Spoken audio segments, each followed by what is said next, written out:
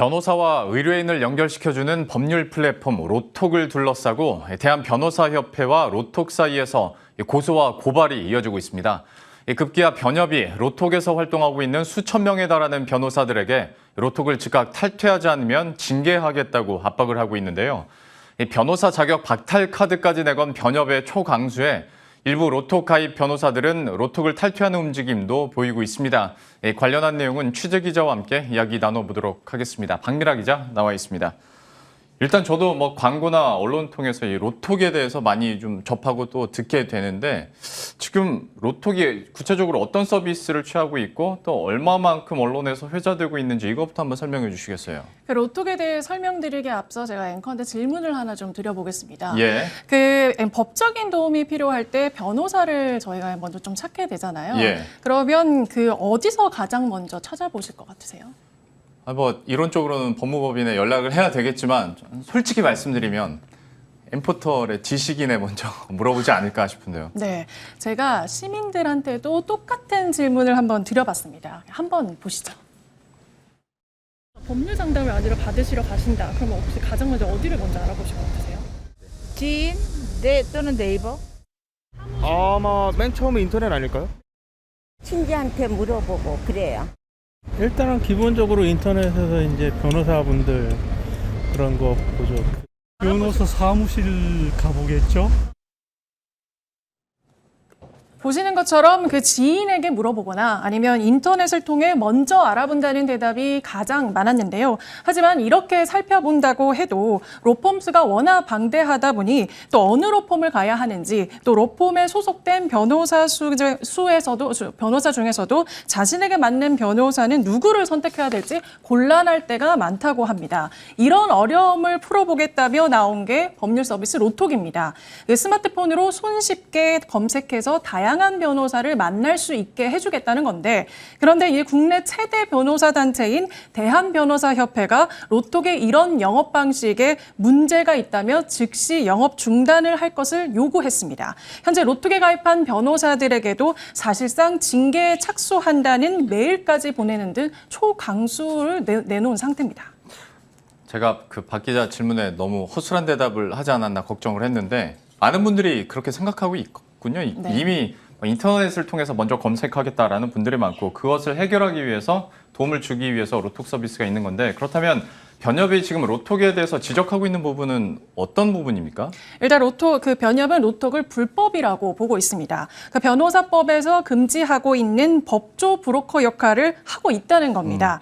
협회의 설명 직접 들어보겠습니다.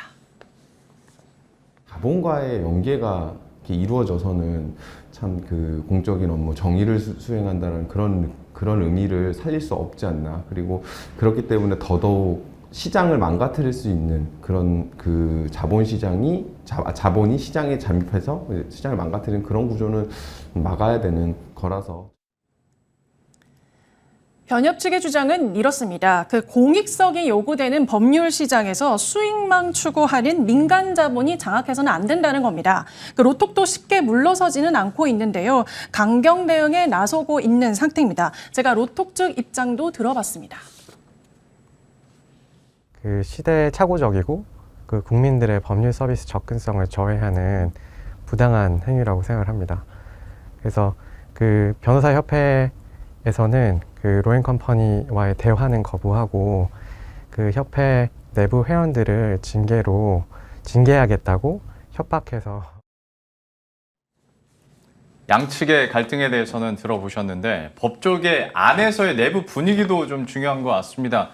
지금 분위기, 나오는 얘기들은 어떻습니까? 현재 로톡을 이용하지 않는 변호사들 사이에서도 우려가 조금씩 나오고 있습니다.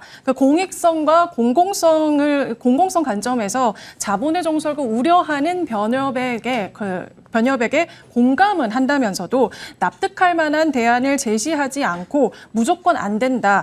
또 로톡들 탈퇴하지 않으면 징계를 내리겠다라고만 하면 국민들마저 등을 돌리게 될 것이라는 겁니다. 사실 로톡을 이용하는 변호사 수는 3천여 명 정도인데요. 80%가 저연차 변호사들입니다. 스스로 홍보하기도 힘들고 또 인적 네트워크 등이 이미 충분히 구축된 기성 변호사들에게 비하면 의뢰인 변협의를 만나는 건 역시 한계가 있어서 로톡에서 도움을 많이 받고 있다는 겁니다. 제가 만난 변호사 한 분도 그 변협이 징계를 한다고 해도 로톡에서 계속 활동을 하겠다고 했습니다. 이 사안은 일단 법률적으로는 정리가 끝났다고 제가 알고 있어요. 왜냐면 그 고소고발이 여러 번 이루어졌었는데 경찰은 물론이고 검찰에서도 다 형량심 처분 몇 번이 나왔던 사안이라서 최근에 법무부 장관께서도 이걸 왜 징계를 주는지 의아하다는 식으로 입장을 정리를 하셨기 때문에 저는 뭐 적법한 활동을 하고 있는 거라서.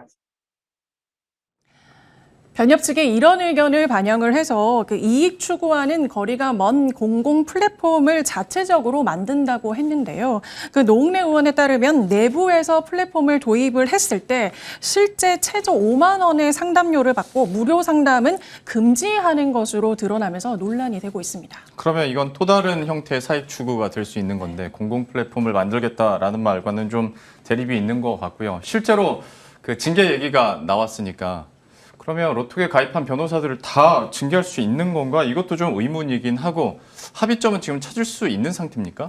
현재로서는 희박합니다. 그 로톡 측은 변협과 직접 만나서 대화로 풀어보고자 하는 시도를 하고 있는데 변협 측이 완고합니다. 대화로 해결할 문제가 아니라는 건데 변협 측 입장 다시 한번 들어보겠습니다.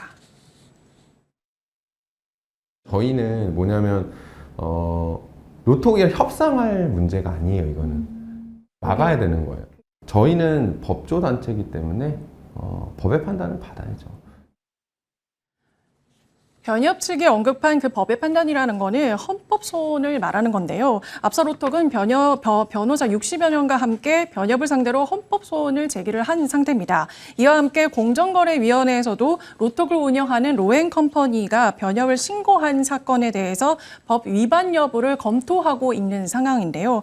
결국 로톡이 제기한 헌법소원에 대한 그 헌법재판소의 판단, 또 공정위의 결과, 또 법무부의 별도 조치만이 변협의 입장을 바꿀 수 있을 것으로 보입니다. 예. 지금까지 박미라 기자와 함께했습니다. 잘 들었습니다.